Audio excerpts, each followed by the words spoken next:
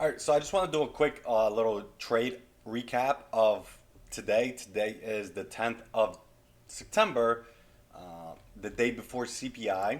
And we know right before CPI, when there is no news, we're not expecting anything major to happen. So we only took one trade, 0 for 1 today. We lost 37 points, 37 and a half points roughly. But let me just kind of break down what I was looking for and what I saw. So this is the 15-minute time frame. Let's make myself a little bit smaller over here. On the 15-minute time frame, this is the Asia session. This is the London session. We made equal highs, Asia, London. London did sweep Asia. Then we came up 6:30, 7:30, 8:30. We swept this previous day high, even though we took previous day high at open on at 6 p.m. So we swept that. We did sweep that, that 6 p.m. open right here. And then we came in. This big black box right here is our daily SIBI, our sell side imbalance, sell side imbalance, buy side deficiency, right? So I was expecting some type of reaction here, and we did get it, just not what we were looking for. This right here, GIFG, is our golden inverse fair value gap. I call it golden inverse because I just see a lot of reaction for it, and ICT has mentioned it before, but here is you. Whenever you have this inverse fair value gap, whenever you have this inverse fair value gap with a breaker block, it becomes a real draw on liquidity for price. So as you can see, we had our high, low, higher high sweep of these Asia, and then this is when we had our big displacement down. So this would create our bearish breaker block. Inside this bearish breaker block, we have our manipulation leg up that went to sweep this buy side liquidity. This created this BISI, right? This 15-minute BISI. And when we displaced down through it, we inversed it. Now this is our, kind of our eyes should be drawn to that, and we should be looking like, hey, we're going to get a reaction here. And as you can see on the 1 minute, we got a really beautiful reaction here. We got a displacement into it. So 9:30 comes around. We took no trades before 9:30. 9:30 comes around. We had this impulsive move up, sweeping this buy side right here, tapping right into this golden fair value gap, and then we had an instant rejection. What did I see? I was looking for these candles to get inversed. This also would create our bearish breaker block. Perfect reaction of the golden inverse and our daily SIBI.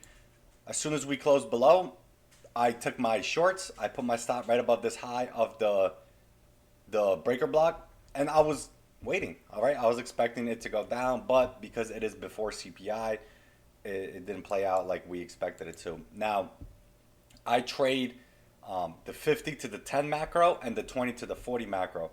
Here's the key.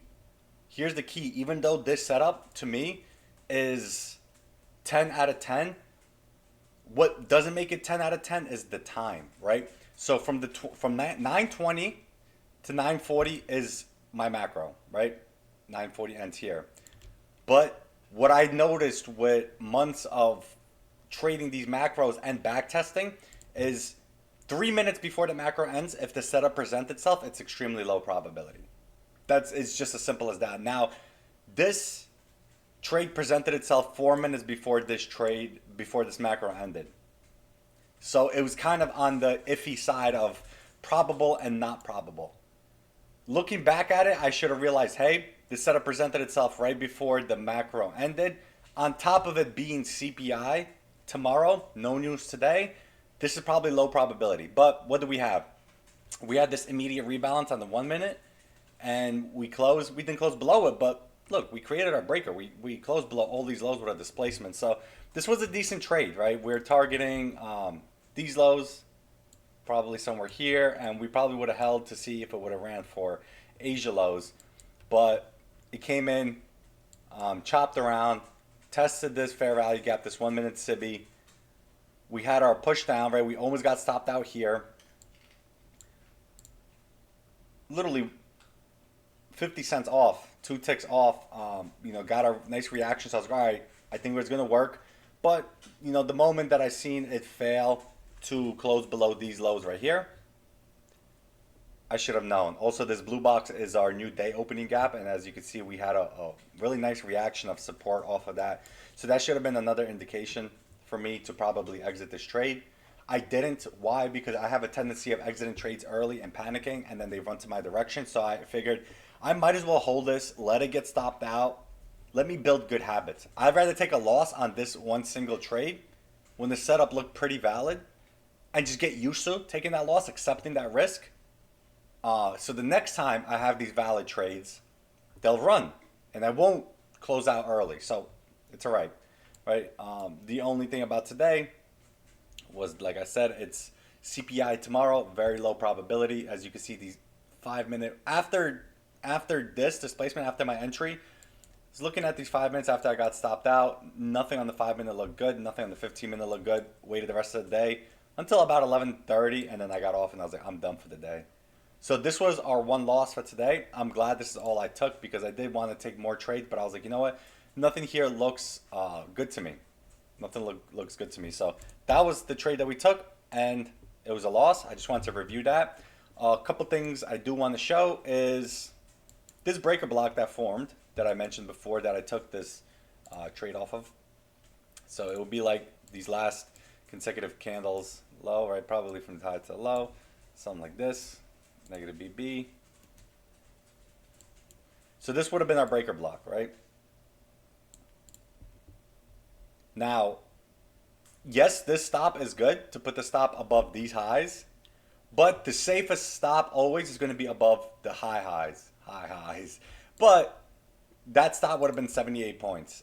I don't take trades that are 78 point stop. I don't like it, right? Because then that would have been a what, 1-to-1, 1.1 to 1.25 risk to reward. Yeah, it would have been okay. I would have had to size down tremendously. I just don't like it, right? I like precision. I like having small stop losses and really wide targets. Now, another thing is if we do our standard deviation on this breaker block, on the manipulation leg up, right, we have our -2 to 2.5 standard deviation, and that's our SDRZ, our standard deviation reversal zone, right around these London lows, which we didn't end up taking, but ES did take it. We created an SMT, but as you can see, -2 to -2.5, we had our perfect rejection right there. Smart money reversal and continue up. So today we did end up closing above this daily. Busy? I don't know why this is all the way over here. We did end up closing above this daily SIBI, right? So this is no more. Previous day high is here now. Tomorrow is CPI. What are we expecting? Very possibly run for this liquidity into this daily SIBI and see if we get a reaction. I'm not one to predict anymore. I'm not trying to predict where the price is going to go. I just like to predict the small movements. So like this, right? Like I want to find the immediate draw on liquidity with this. If this was not a no news day right before CPI, this trade would have worked out. Probably 80%. 80% chance this trade would have worked out either to London lows or any of these lows, because this was a beautiful, beautiful market maker sell model, right? We have all of these lows, trend line liquidity. This would have been our smart money reversal. We might have had to push up into some of these SIBIs, retest this breaker block, and then a continuation down. And it would have been perfect. But you know, the thing with trading is you gain experience and you realize certain days are just not good to trade. I saw a lot of people saying that they lost today and their setups didn't work and they would take the same setups, and I agree. And I did mention this 1 hour goal of this previous 15 minute, I should say, excuse me, this previous 15-minute golden zone right here. We have another one right here, right? Because we created another breaker block. We have a high, low, sweep of this high with a SMT, displacement down. This series of candles of lows right here from here to here would be our breaker block, like this. Personally, I would just include all of these, right? But inside that breaker block, look what we have. Exactly what I was talking about, our golden inverse. This 1 minute BISI got inversed, and look how we beautifully came into that, respected it, and rejected it, right? So that's a powerful PD array. You can put it into your arsenal if you go ahead and back test it and see what you see around it. Let's see how it reacted off here. Yeah, so when it finally broke through that inverse, right? It had to displace out. It couldn't just lollygag through it. That's pretty cool. Good for the notes. So just wanted to review that trade.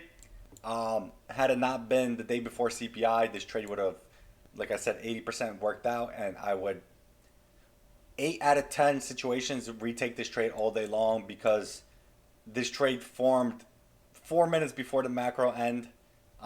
In my opinion, 4 minutes is on the edge. You're playing on a fine line with that macro, but 3 minutes before the macro ends, if that setup kind of forms, then I don't like it, and I'm not willing to take it. Even if it works out, it's fine. I realize more often than not, it does fail if it's 3 minutes before the macro ends.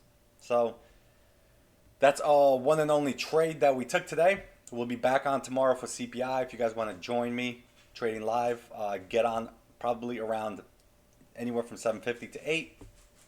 I don't have a set schedule. I really enjoy trading the 820 to 840 macro because it's pretty much always a nice continuation macro. So I try to get on, about 7:45, 7:50, and then we watch what's happening, do our little analysis, and go from there. So if you guys want to join me tomorrow, I'll be here. Make sure to tune in, and we'll see what we can do together.